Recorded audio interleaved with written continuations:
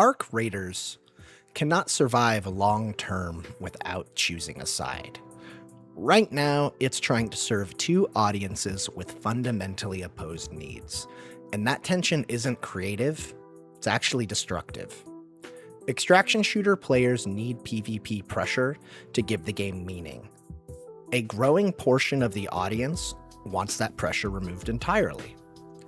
Those two visions cannot exist without hollowing the game out, and if Embark tries to satisfy both, they will only end up alienating both. This isn't about who's right or wrong, this isn't about morality, it's about what the game is actually built to support. To understand the problem, we must understand what Arc Raiders actually is. Arc Raiders is a PvPvE extraction shooter. It utilizes a third-person perspective with a shared game space during matches and persistent risk. What does persistent risk mean, though? It means that while in a match of Arc Raiders, the gear you bring into the match is at constant risk of loss until you exit the match through the extraction point. PvP in this context is not incidental, but is actually a structural pillar of the game's core design. It's not toggleable, and it is what gives the arc, loot, and cooperation meaning within the game. Arc Raiders is designed around the tension created by other players, not around PvE mastery. And Arc Raiders has now found itself attracting two diametrically opposed audiences. Audience A are the extraction shooter players. They want persistent danger, uncertainty from round to round, risk-weighted decision-making, meaningful gear progression, and balanced player versus player combat, and PvP as a constant, real possibility. For this audience, PvP is not griefing. For this audience, it is the core pressure that makes every decision they make in the game meaningful. Audience B consists of the PvE-only or friendly players. They want safety from ambush, social drop-in cooperation without the risk of betrayal, and the same game loop without PvP pressure and risk. They are not asking for a harder and more robust player versus environment experience, but for player versus player to be toggleable while keeping everything else the same. This is not a compatible request, and I will explain why. PvP is actually doing much of the design work in Arc Raiders. The Arc themselves are not actually very threatening on their own. The bigger Arc are scattered piecemeal around the map and are easy to avoid on their own. Most combat against Arc occurs with wasps, hornets, fireballs, pops, and ticks. While these basic Arc can absolutely kill you if you get careless, and I'm looking mostly at pops and fireballs here, they are overall not very dangerous by themselves. The real tension with the Arc comes from the risk of other players. Killing that wasp may alert another nearby player of your presence, and that player may decide to come attack you when otherwise they may not have even known you were there. Every time you aggro the Arc or fight them, you are telling everyone nearby where you are, and that creates tension and a sense of urgency when you have to engage with them. Cooperation also only becomes meaningful because betrayal is possible.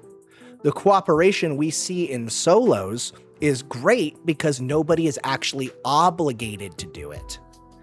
At any point, someone that was your friend for 15 minutes can backstab you over a single item they want or feel like they need. And because your loot can be taken from you at any time by any other player in the match, it makes the player feel attached to the loot and therefore care whether or not they can extract with it.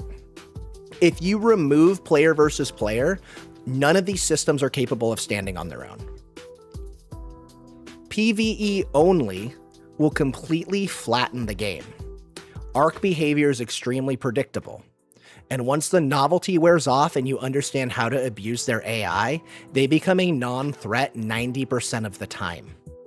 The difficulty of the Arc is not scalable in a way that most only PvE proponents desire. What a true PvE-only mode would look like is actually a very different video game. Arc would need to be much more numerous, much more aggressive, and come in difficult combinations to deal with. Think of a Bastion supported by 4 Shredders, or a Bombardier being escorted by a swarm of pops and fireballs. This is not what I'm seeing PvE-only players ask for. Keeping everything the same, but turning off PvP causes progression to lose its stakes and the sessions start to become routine, not tense, and interesting player encounters dry up quickly. PvE-only does not create a better Arc Raiders. It actually creates a much shallower one. Furthermore, PvE only splits the population of players. We have already seen this with Escape from Tarkov, where a sizable portion of the player base only plays the separate PvE mode.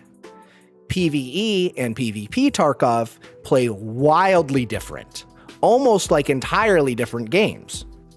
The same would be true of Arc Raiders, and it already kind of is.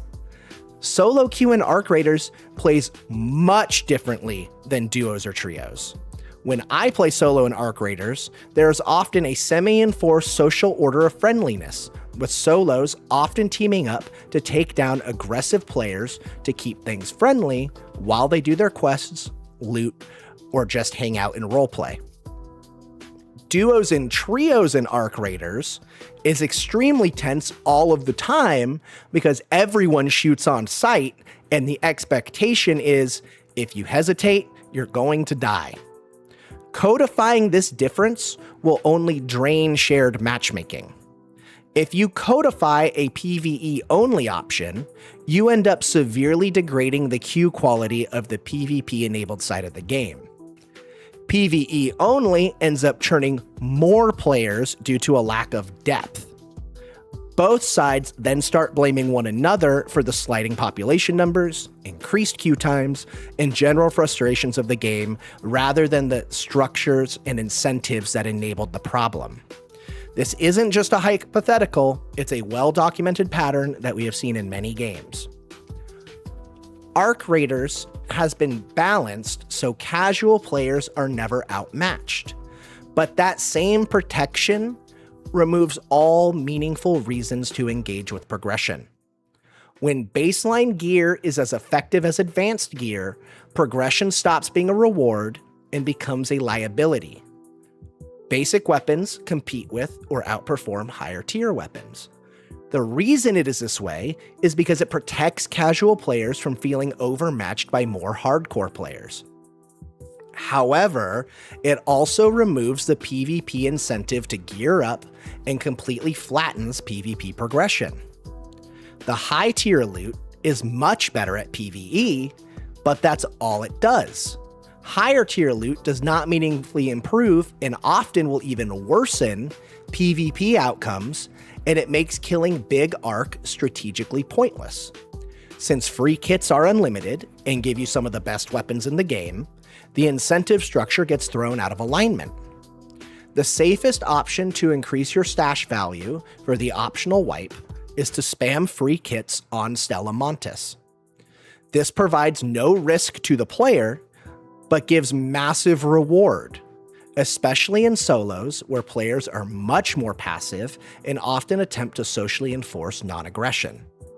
This turns progression into an optional flavor, not a true goal of the game. Because loot value in Arc Raiders is almost entirely subjective, not systemic, and that is the design failure that will eventually rip the game's community apart. When loot is not objectively and universally valuable, it means progression does not meaningfully change outcomes, and it causes risk to not scale with commensurate reward. Players then begin to optimize for personal fun and not the systems in the game. And that might sound good, but I implore you to really think about what that means. When progression stops mattering, PvP players stop killing for loot and they start killing for stimulation. The player being killed makes the assumption that they lost something valuable because it has value to them. But the killer doesn't really need to care about the loot at all. In fact, they often care about engaging in dynamic PvP because they do not have the incentive structure to feel rewarded in the loot, survive, extract loop otherwise. Taking out another player becomes its own intrinsic reward, with the looting and survival aspect being secondary. The system is unintentionally built to teach one group that nothing they carry really matters, and another group that nothing else in the game matters but what they're carrying. The problem here is that we have two very different audiences with very different wants and needs, and a game that is trying to straddle both simultaneously. Games like Arc Raiders cannot compromise their way out of identity conflicts. Softer PvP will alienate the extraction shooter players. Removing PvP alienates them entirely. PvE-only does not gain depth to compensate for this, and the game loses its defining tension. If Embark chooses to accommodate PvE-only players, then they are choosing to abandon the extraction shooter audience, whether that is their intention or not. And the inverse is true as well. If they fully commit to PvPvE tension, they will lose the players who fundamentally do not want that experience. That is not cruelty, it's not doomerism, that is a simple game design reality. I am not attempting to argue that one of these audiences is bad or immoral or attaching really any judgment on either side here. No one is wrong to want what they want. Not every desire fits with every game, though. Wanting a game to be something else does not make you wrong, but it also does not obligate the game to change its DNA either. The problem we have emerging here with Arc Raiders is that it's not sure what its DNA actually is yet. Is it a cooperative, easily accessible, low-friction PvE game? Or should it stick to its PvPvE extraction shooter roots? It does not seem to know which one to plant a flag on. The consequences of this indecisiveness is that the game ends up pleasing nobody and alienating everybody. The mixed signals create ongoing friction within the community, which leads to the toxic discourse around player versus player encounters in the game. The longer this goes on, the more the game's identity begins to collapse, which leads to population instability and an eventual and inevitable quiet decline. Games like this that receive a large amount of buzz in players early on don't usually die because people hate the game.